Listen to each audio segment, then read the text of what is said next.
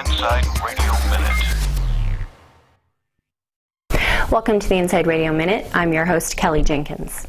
Broadcast attorneys have advised stations in states where marijuana has been decriminalized to hold off from accepting advertising from pot retailers. But a new survey from an anti-drug group shows beyond legal issues, stations may also want to consider public attitude. 9 in 10 people surveyed for the partnership at drugfree.org say marijuana ads on radio are inappropriate. A majority of 56% of people surveyed say marijuana sellers should not be allowed to advertise anywhere. It's a figure that's 4 points slightly higher among people with children. And when forced to choose, a majority of parents identify the number one place where it should be permissible to advertise marijuana as nowhere. Ford has been ahead of the connected car curve, but first movers sometimes take a few bullets as the price for innovation.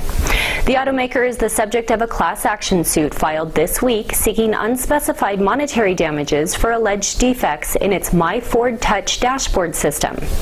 The suit claims serious defects like touchscreen blackouts that no doubt make it hard to use the internet radio apps. Massachusetts is considering following in the footsteps of states like Florida and New York, which have adopted state laws making operating a pirate radio station a crime. The bill, sponsored by Representative Stephen Walsh, would make it a misdemeanor to interfere with a public or commercial radio station. The bill was introduced earlier this year, and last week a hearing on it was held.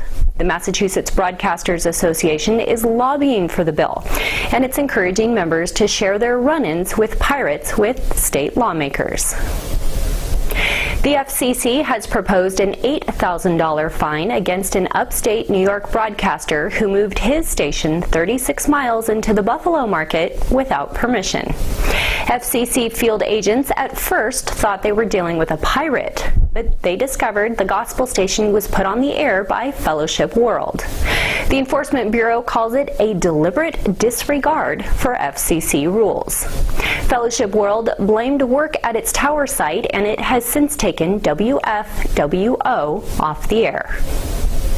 His show may not be all about UFOs and the supernatural, but that's some of what George Norrie features on Coast to Coast AM. A decade after taking over the overnight show, Norrie has signed a long-term agreement with Premier Networks to remain its host. The 3-hour program is currently cleared on about 570 stations across North America. Norrie jokes that by renewing his deal, he'll be on the air when astronauts land on Mars. And that's today's Radio Minute.